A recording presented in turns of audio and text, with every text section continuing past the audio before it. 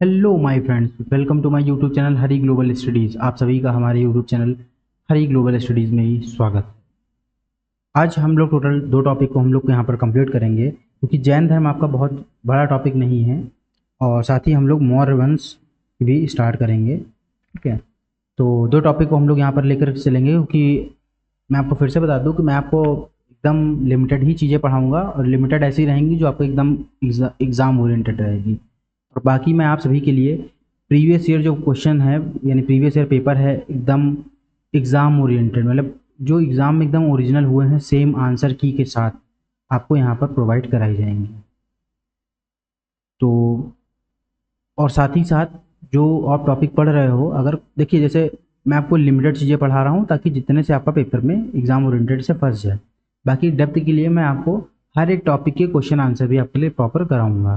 तो वो question answer भी काफ़ी चीज़ आपके वहाँ पे कंप्लीट हो जाएंगी। तो ये मत सोचिए कि अरे ये चीज़ तो रहेगी कुछ भी नहीं आपका। ठीक है, रहेगा आपको कुछ भी नहीं।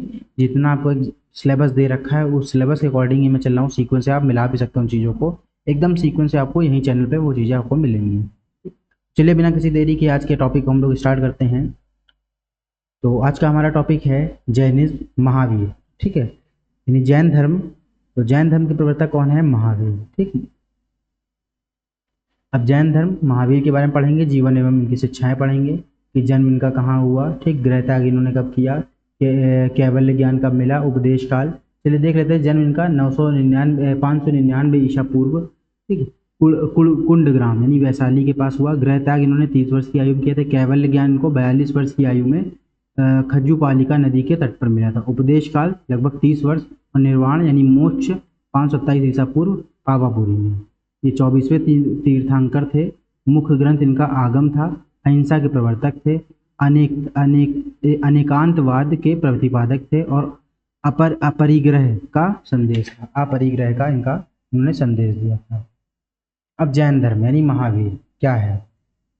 जैन धर्म के मूल संस्थापक या प्रवर्तक प्रथम तीर्थंकर कौन थे? ऋषभ देव माने जाते हैं। सीधा सीधा आपका आता है जैन धर्म के मूल संस्थापक है, जिनको मूल संस्थापक हैं या प्रवर्तक हैं, वो प्रथम कौन है? ऋषभ देव है। कौन है? ऋषभ देव है। महावीर स्वामी, महावीर स्वामी क्या है? जैन धर्म के 24वें तीर्थंकर थे। ठीक है, अब देखिए वहाँ पे जो आपको टॉपिक मैंने जैन धर्म यानी महावीर बताया, क्योंकि मेन जो क्वेश्चन बनते हैं वो महावीर स्वामी से ही बनते हैं, इसीलिए। ठीक है, 24वें तीर्थंकर कौन थे? महावीर स्वामी जी, या फिर 24वें यानी महावीर स्वामी 24वें तीर्थंकर। और 23वें कौन थे? नहीं, उनके पहले कौन थे? पारसनाथ। तो 23वें तीर्थंकर पारसनाथ का जन्म वाराणसी में लगभग 850 ईसा पूर्व में हुआ था। महावीर स्वामी का जन्म कुंड ग्राम यानी कुंडलपुर वैशाली के निकट लगभग 599 ईसा पूर्व में हुआ था। उनकी माता त्रिशला वैशाली के, किसकी माता? महावीर स्वामी जी की, तिछवी गणराज्य के प्रमुख चेटक की बहन थी, तथा पिता सिद्धार्थ ज्ञातुक क्षत्रिय संघ के प्रधान थे। महावीर के बड़े भाई नंदीवर्धन थे। महावीर के बड़े भाई कौन थे? नंदीवर्धन। अब जैन धर्म में महावीर स्वामी की पत्नी का नाम क्या था? यशोधरा। तथा उनकी पत्नी पुत्री का क्या नाम था? प्रियदर्शना। ठीक, पत्नी का नाम यशोधरा और पुत्री का नाम प्रियदर्शना थी। प्रियदर्शना का विवाह जमाली से हुआ। किससे हुआ था? जमाली, जो बाद में महावीर के अनुयायी बने। जमाली महावीर के प्रथम शिष्य थे। जमाली कौन थे? महावीर के प्रथम शिष्य थे। प्रभास प्रभाषण गिरी कौसंबी उत्तर प्रदेश एक प्रमुख जैन तीर्थ स्थल है। कौन सा? प्रभाषण गिरी, क्योंकि कौशंबी उत्तर प्रदेश का एक प्रमुख जैन तीर्थ स्थल माना जाता है। कौशंबी का प्रभाषण गिरी स्थल छठे जैन तीर्थंकर पदाप्रभ से संबंधित है। जैन धर्म में पूर्ण ज्ञान के लिए कैवल्य शब्द का प्रयोग किया जाता है। जैन धर्म में पूर्ण ज्ञान के लिए किसका प्रयोग किया जाता है? कैवल्य शब्द का प्रयोग होता है। कैवल्य यानी पूर्ण ज्ञान। प्रभाषण गिरी तीर्थ कौशंबी उत्तर प्रदेश में है। प्रभाषण गिरी प्रमुख जैन तीर्थंकर एवं उनके प्रतीक। जैन तीर्थंकर उनके प्रतीक। अब ऋषभ देव जो कि प्रथम थे, ठीक, इनका प्रतीक क्या था? बैल। अजीतनाथ द्वितीय थे, इनका क्या था? हाथी। अरिष्टनेमी यानी नेमीनाथ जो कि 22वें थे, इनका क्या था? शंख। और पारसनाथ 23वें थे, इनका था सर्प। और महावीर 24वें थे, इनका क्या था? सिंह। ये आपको क्वेश्चन आता है, ठीक है, पेट में भी पूछा गया है। तो ऋषभदेव प्रथम का क्या था, बैल था। अजीतनाथ जो कि द्वितीय थे, इनका क्या था, हाथी था। 22वें जो कि अरिष्ट नेमिनाथ है, इनका क्या था, शंख था। और जो हमारे पार्श्वनाथ जो कि 23वें हैं, उनका सर्प था। और महावीर स्वामी जी का सिंह। फिर आपका आता है मौर्य डायनेस्टी, ठीक है, मौर्य वंश। मैं फिर से बोल रहा हूँ, टेंशन की बात नहीं है। आप ये मत सोचिए कि जैन धर्म बहुत कम है, कम नहीं है, लिमिटेड है। लिमिटेड ही आपको मैंने पढ़ाया है, एग्जाम ओरिएंटेड। बाकी की बात रही, मैंने आपसे पहले ही बोल रखा कि मैं क्वेश्चन आंसर से आपका सभी इन चीज़ों को कंप्लीट करा दूंगा, उसकी टेंशन आपकी नहीं है, वो टेंशन मेरी है। चलिए आगे हम लोग स्टार्ट करते हैं अपने टॉपिक को। मौर्य डायनेस्टी ने एम्परर कौन था इनका, अशोका। मौर्य वंश, सम्राट अशोक।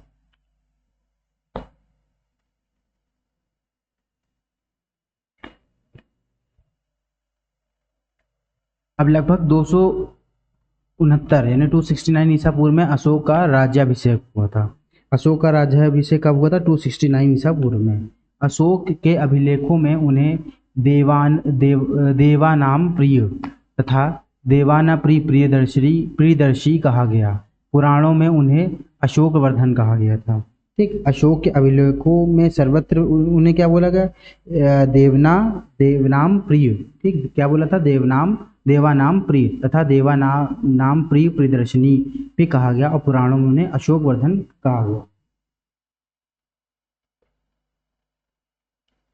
वही दशरथ ने भी अशोक की तरह देवानाम प्रिय की उपाधि धारण की। किसने, दशरथ ने। अशोक के अभिलेखों में रज्जुक रज्जुक नामक अधिकारी का उल्लेख मिलता है। रज्जुक की स्थिति आधुनिक जिलाधिकारी के समान थी तथा उसे राजस्व एवं न्याय संबंधी अधिकार प्राप्त थे। किसे, रज्जुक को। रज्जुक की स्थिति आधुनिक जिलाधिकारी के समान थी तथा उसे राजस्व एवं न्याय संबंधी अधिकार प्राप्त थे। मौर्य काल में व्यापारी कारवा, ठीक है, किसकी बात करता है, कारवा ने काफिला को सार्थवाह कहा जाता था। मौर्य काल में व्यापारी कारवा को क्या बोलते थे, सार्थवाह। क्या बोलते थे, सार्थवाह। वही अगर आगे बात करते हैं सारनाथ स्तंभ, ठीक है, सारनाथ स्तंभ का निर्माण अशोक ने करा था। सारनाथ स्तंभ कहाँ है, सारनाथ में। सारनाथ कहाँ है, वाराणसी के पास में। ठीक, वाराणसी कहाँ है, उत्तर प्रदेश में। बौद्ध धर्म ग्रहण करने के बाद अशोक ने आखेट यानी शिकार और विहार यात्राएं बंद कर धर्म यात्राएं प्रारंभ की थी। कब, देखिए, बौद्ध धर्म ग्रहण करने के उपरांत अशोक ने क्या किया, आखेट तथा, मतलब आखेट का मतलब क्या होता है, शिकार करना, और विहार यात्राएं रोक दी तथा उनके स्थान पर क्या स्टार्ट कर दिया था उन्होंने, धर्म यात्राएं प्रारंभ कर दी थी। इतिहासकार यानी विंसेंट ऑर्थर स्मिथ ने साहित्यिक साक्ष्यों के आधार पर अशोक की धर्म यात्राओं का क्रम इस प्रकार बताया है कि लुम्बिनी, फिर कपिलवस्तु, बोधगया, सारनाथ, कुशीनगर एवं श्रावस्ती। क्या क्या था, लुम्बिनी, कपिलवस्तु, बोधगया, सारनाथ, कुशीनगर एवं श्रावस्ती। ये इतिहासकार कौन था, विसेंट ऑर्थर स्मिथ। इन्होंने अपनी पुस्तक, ऐसा इनकी एक पुस्तक थी, पुस्तक का नाम क्या था, इनकी पुस्तक का नाम था इंडियन लीजेंड ऑफ अशोक। ठीक है, इंडियन लीजेंड ऑफ अशोक था। उसी में साहित्य साक्ष्यों के आधार पर इन्होंने, मतलब उपगुप्त के साथ अशोक को धर्म यात्राओं के क्रम को यहाँ पे बताया गया था। ये इनके मतलब धर्म यात्राओं के क्रम है। कालसी, गिरनार और मेरठ के अभिलेख ब्राह्मी लिपि में है। ठीक है, किसके किसके कालसी, गिरनार और मेरठ के अभिलेख ब्राह्मी लिपि में है, पाए जाते हैं। अशोक के अभिलेख तीन प्रकार के हैं। अशोक के अभिलेख कितने प्रकार के, तीन। कौन कौन से, शिलालेख, स्तंभलेख और गुहालेख। कौन कौन सा, शिलालेख, स्तंभलेख और गुहालेख। आगे बढ़ते हैं। 14 प्रमुख शिलालेख विभिन्न स्थानों में प्राप्त हुए हैं। कितने थे टोटल, 14 शिलालेख थे। ठीक है, विभिन्न लेखों, मतलब लेखों का एक समूह है जो लगभग, ये जो 8 भिन्न भिन्न स्थानों से प्राप्त किए गए थे। कितने स्थानों से प्राप्त किए थे, 8 भिन्न भिन्न स्थानों से। अशोक के अधिकांश अभिलेख प्राकृत भाषा एवं ब्राह्मी लिपि में लिखे गए हैं। अशोक के अधिकांश अभिलेख प्राकृत भाषा एवं ब्राह्मी लिपि में लिखे गए हैं। अच्छा, एक चीज और थी उसमें, केवल जो दो अभिलेख थे, एक आपका था ये क्या बोलते उसको, शाहबाजगढ़ी शायद था, हाँ, शाहबाजगढ़ी एवं मानसेहरा की लिपि ब्राह्मी लिपि ना होकर कौन सी थी, खरोष्टी थी उनकी। ठीक है, कौन कौन सी, शाहबाजगढ़ी और मानसेहरा के अभिलेख खरोष्टी लिपि में है।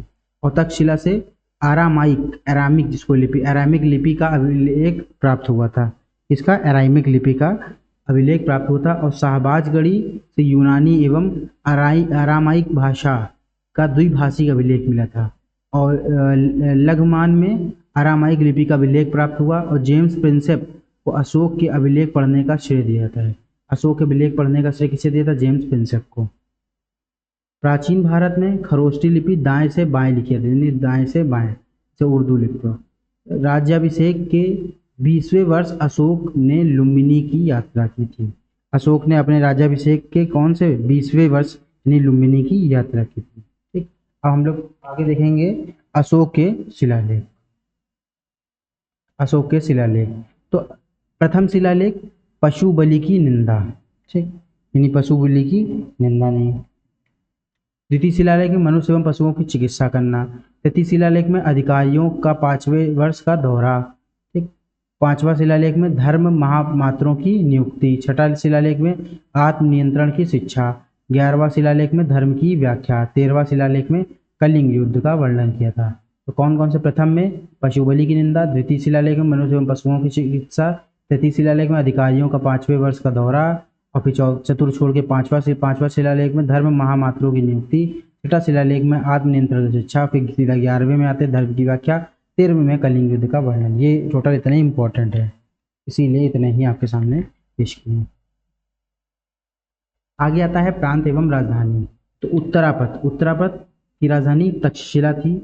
फिर आपका आता है अवंतरी राष्ट्र उज्जैनी में, कलिंग तोसली में, ठीक, और दक्षिणापथ स्वर्णगिरी प्राच्य यानी पूर्वी प्रदेश आपका पाटलिपुत्र में था। फिर से एक बार देख ले, उत्तरापथ तक्षशिला में, अवंती राष्ट्र उज्जैनी में, और आपका कलिंग तोसली में, दक्षिणापथ स्वर्णगिरी में, और प्राच्य यानी पूर्वी प्रदेश आपका पाटलिपुत्र में। फिर अशोक से संबंधित कुछ महत्वपूर्ण तथ्य हैं, उनको हम लोग देख लेते हैं। ये आपका टोटल कुछ तथ्य हैं, उसके बाद आपकी अशोक का यहाँ पे टॉपिक क्लियर हो जाएगा। अशोक ने बुद्ध की जन्मभूमि होने के कारण लुम्बिनी ग्राम का धार्मिक कर यानी बलि कर माफ कर दिया था तथा भूमि राजस्व 1/6 से घटाकर 1/8 कर दिया। देखिए, यानी अशोक ने क्या किया था? बुद्ध की जन्मभूमि होने के कारण लुम्बिनी ग्राम का जो धार्मिक कर था यानी बलि कर, जो इसको बोलते हैं धार्मिक के लिए जो कर लगाया था, उसको माफ कर दिया गया था तथा भूमि राजस्व में 1/6 से घटाकर 1/8 कर दिया था। अशोक के 13वें, ठीक, शिलालेख में कलिंग युद्ध के संबंध में स्पष्ट जानकारी प्राप्त होती है। 13वें शिलालेख में क्या था? कलिंग का युद्ध था। अशोक के द्वादश में अभी आपने देखा ही था, शिलालेख में सभी संप्रदायों के प्रति धार्मिक सहिष्णुता तथा उनके सार की वृद्धि की कामना की गई थी। अशोक के द्वितीय एवं 13वें शिलालेख में संगम राज्यों निचोल, पांडव, सतीपुत्र, केरल पुत्र तथा ताम्रपर्णी यानी श्रीलंका का उल्लेख मिलता है। ठीक, इनके किसमें मिलता है? आपके अशोक के द्वितीय एवं 13वें शिलालेख में। अब अशोक के 13वां शिलालेख से ज्ञात होता है क्या क्या? उनके 5 यूनानी यानी यवन शासकों से मैत्रीपूर्ण संबंध थे। ठीक, अंतियोक को सीरिया का शासक बोलते थे। तुरमाय मिस्र का शासक था। अंतिकिनी मकदूनिया का, ठीक, मकदूनिया का शासक था। मग, ठीक, साइरीन का शासक था। और अलेक्सुंदर एपीरस का शासक था। अभी अशोक के जो 13वां शिलालेख से ज्ञात होते हैं उन्हीं के वही जो मतलब इसमें बताया गया था कि जो अशोक के 13वें शिलालेख से ज्ञात होता है कि उसके 5 यूनानी यवन शासकों से मैत्रीपूर्ण संबंध थे। यानी जो 13वां शिलालेख बताया गया कि उनके 5 यूनानी शासकों से मैत्रीपूर्ण संबंध थे। किससे किससे? अंतियोग से, तुरमय से, अंतिकनी से, मग से और अलेक्सुंदर से।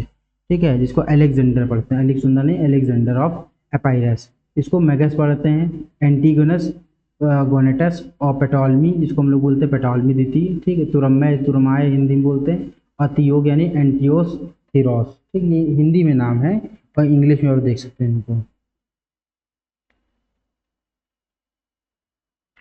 ठीक है, जिनको टॉलमी पढ़ते हैं, पेटोलमी नहीं टॉलमी, जिसको तुरमाय हिंदी में तुरमाय बोलते हैं। ठीक है, ये अलग अलग नाम है, तो इसको इंग्लिश में भी देख लीजिएगा, इंग्लिश में जरूर देख लीजिएगा। अतियोग यानी एंटियोग, ठीक, एंटियोग या थियोस, सीरिया का शासक था। और तुरमाय या तुरमाय जिसको टॉलमी पढ़ते हैं या फिलाडेल्फस पढ़ते हैं, मिस्र का शासक। अंतिकनी यानी एंटीगोनस गोनेटस, मकदूनिया, ठीक है, मैसडोनिया का शासक था। और मैगस साइरिन का सा सकता, एलिक सुंदर नहीं, अलेक्जेंडर, ठीक है। हिंदी में एलिक सुंदर ही लिख के आता है, तो अलेक्जेंडर ऑफ एपायरस, जो कि एपायरस का सा सकता है, इसको अलेक्जेंडर।